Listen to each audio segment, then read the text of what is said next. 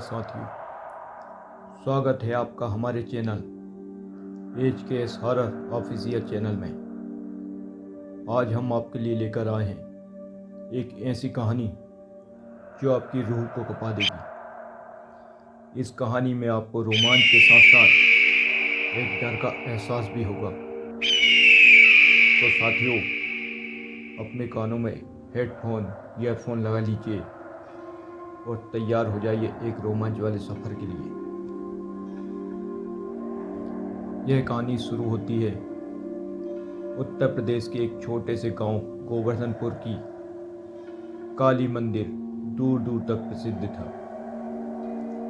लोग मानते थे कि वहाँ देवी का प्रत्यक्ष वास है, लेकिन मंदिर के बारे में एक डरावनी कहानी भी प्रचलित थी जो लोगों को डराती थी। यह कहानी उस रहस्यमय तांत्रिका से जुड़ी थी जो सालों पहले वहां आकर बसी थी और फिर अचानक गायब हो गई थी। गांव में आज भी लोग उसके नाम से कांप उठते थे। गोवर्धनपुर का यह मंदिर लगभग 100 साल पुराना था। इसकी देखभाल करने वाला पुजारी शिवनाथ एक साधारण व्यक्ति था, लेकिन मंदिर की पवित्रता को लेकर अत्यधिक सजग था। मंदिर के गर्भगृह में काली मां की एक बड़ी प्रतिमा थी, जिसके चारों ओर अघोरी और तांत्रिक साधना करने आते थे। कहते हैं एक दिन एक रहस्यमय तांत्रिका मंदिर में आई। वह एक लंबी कदकाठी की महिला थी, जिसका चेहरा आधे घूंघट से ढका हुआ था। उसके आने के साथ ही गांव में अजीबोगरीब घटनाएं घटने लगी। पहले तो लोगों के घरों से दूध और घी जैसे पूजा सामग्री गायब होने लगी। फिर मंदिर के आसपास रहने वाले लोगों ने अजीब सी आवाजें और रोशनी देखी। गांव में डर का माहौल फैल गया।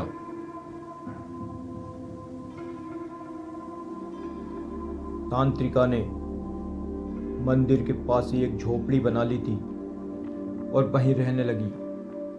लोग उसके पास जाने से डरते थे, लेकिन उसकी शक्तियों का लोहा मानते थे। तांत्रिका ने गांव वालों को बताया कि वह काली मां की साधना करने आई है और किसी को भी उसके काम में दखल नहीं देना चाहिए। उसकी चेतावनी का पालन करते हुए गांव वालों ने उसे परेशान नहीं किया, लेकिन उसके बारे में बातें करना भी बंद कर दिया। कुछ दिनों बाद गांव में एक औरत अपने बेटे के इलाज के लिए तांत्रिका के पास आई। उसका बेटा कई दिनों से बीमार था और गांव के वैद्य भी उसका इलाज नहीं कर पा रहे थे। तांत्रिका ने कुछ मंत्र पढ़े और उस औरत से कहा कि वे अपने बेटे को लेकर काली मंदिर आए। अगले दिन जैसे ही औरत अपने बेटे को लेकर मंदिर गई, तांत्रिका ने मां काली की मूर्ति के आगे एक बड़ा यज्ञ किया। यज्ञ में उसने कुछ मंत्र पढ़े और फिर अचानक जोर जोर से हंसने लगी। उसकी हंसी सुनकर सबका खून जम गया। तांत्रिका ने कहा, तुम्हारा बेटा ठीक तो हो जाएगा, लेकिन इसकी कीमत तुम्हें चुकानी पड़ेगी। औरत ने रोते हुए पूछा, क्या कीमत? मैं कुछ भी देने को तैयार हूं। तांत्रिका ने कहा, तुम्हें मंदिर में हर पूर्णिमा की रात को काली मां के लिए बलि चढ़ानी होगी। औरत ने डर के मारे सिर हिला दिया। तांत्रिका ने उस बच्चे के माथे पर कुछ राख लगाई और अगले ही पल वह ठीक हो गया। उस औरत ने सबको तांत्रिका की महानता के बारे में बताया और गांव में उसकी पूजा शुरू हो गई। लेकिन यह सब कुछ ठीक नहीं था। तांत्रिका की साधना और बलियों के कारण गांव में नकारात्मक ऊर्जा फैलने लगी। पशु पक्षी मरने लगे, पेड़ सूखने लगे और लोगों के बीच झगड़े होने लगे। गांव वालों ने यह बात पुजारी शिवनाथ को बताई। शिवनाथ ने फैसला किया कि वह तांत्रिका की सच्चाई का पता लगाएगा। एक रात जब तांत्रिका काली मंदिर में साधना कर रही थी, शिवनाथ छुपकर देख रहा था। उसने देखा कि तांत्रिका मां काली के सामने कुछ अजीब से संकेत बना रही थी और उसके बाद मूर्ति की आंखों से खून बहने लगा। यह देखकर शिवनाथ को समझ में आ गया कि तांत्रिका कोई साधारण साधक नहीं है, बल्कि वह काली माँ की पूजा की आड़ में कुछ और ही कर रही थी।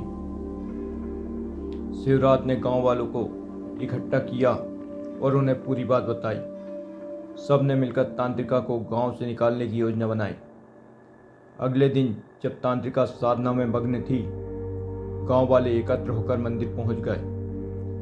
उन्होंने तांत्रिका को वहां से जाने के लिए कहा। तांत्रिका ने गुस्से में आकर कहा, तुम लोग मुझे नहीं जानते, मैं माँ काली की साधिका हूँ। अगर तुमने मुझे जहाँ से निकाला तो तुम सबका विनाश हो जाएगा। लेकिन गांव वाले नहीं माने। उन्होंने तांत्रिका को जबरन उसकी झोपड़ी से निकालकर गांव से बाहर कर दिया। तांत्रिका ने जाते जाते साफ देकर गई, यह गांव कभी सुखी नहीं रहेगा। मेरे बिना इस मंदिर की शक्ति कमजोर हो जाएगी और तुम सबको इसका परिणाम भुगतना पड़ेगा। तांत्रिका के जाने के बाद कुछ दिन सब कुछ सामान्य रहा, लेकिन धीरे धीरे मंदिर की पवित्रता कम होने लगी। लोग वहां पूजा करने से डरने लगे। काली माँ की मूर्ति से रात में अजीब सी आवाजें आने लगी। लोग कहते थे कि तांत्रिका की आत्मा मंदिर में वापस आ गई है और वह लोगों को परेशान कर रही है। गांव वालों से बहुत से तांत्रिकों और साधुओं को बुलाया। गांव वालों ने बहुत से तांत्रिकों और साधुओं को बुलाया, लेकिन कोई भी मंदिर की शक्ति को पुनः स्थापित नहीं कर पाया।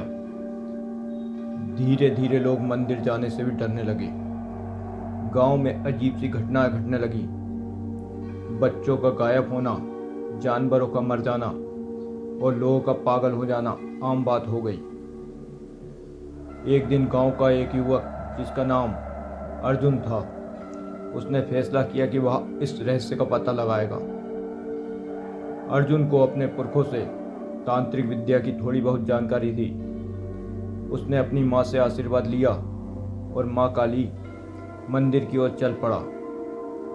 रात का समय था और मंदिर में भयानक सन्नाटा पसरा हुआ था। अर्जुन ने अपने साथ एक त्रिशूल, कुछ जड़ी बूटियां और हनुमान चालीसा की पुस्तक रखी थी।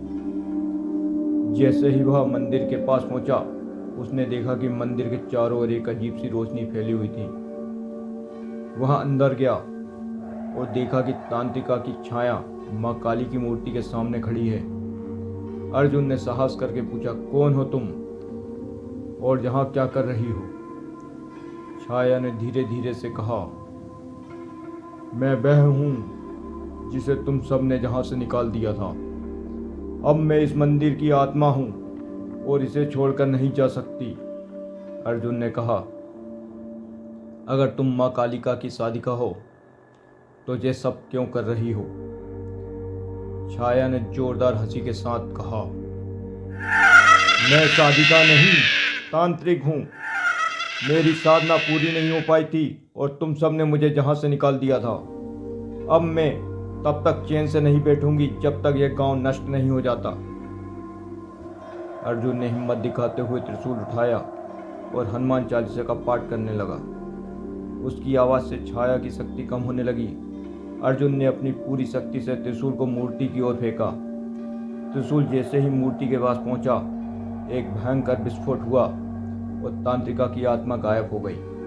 मंदिर की रोशनी धीरे धीरे सामान्य हो गई और अर्जुन बेहोश होकर गिर पड़ा। अगली सुबह गांव वाले अर्जुन को मंदिर में बेहोश पाए। जब उसने होश में आकर सबको पूरी बात बताई तो सबने उसकी बहादुरी की सराहना की। मंदिर की पवित्रता वापस आ गई और गांव में फिर से सुख शांति स्थापित हो गई।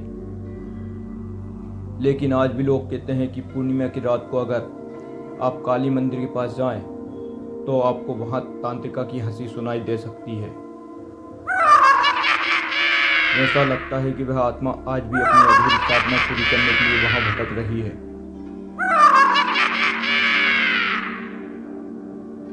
साथियों, यह कहानी अरुण कुमार शर्मा की तांत्रिक कहानियों की शैली से प्रेरित है, जिसमें रहस्य, तंत्र मंत्र और भूत प्रेत जैसी घटनाओं का समावेश है। उम्मीद है कि आपको यह कहानी पसंद आई होगी। अगर आपको कहानी पसंद आई हो तो आप हमारे चैनल को सब्सक्राइब करना ना भूलें और इसे लाइक और शेयर ज़रूर करें, जिससे कि अधिक से अधिक लोगों तक ये कहानी पहुंच सके और हमें नई कहानी लाने की प्रेरणा मिलती रहे।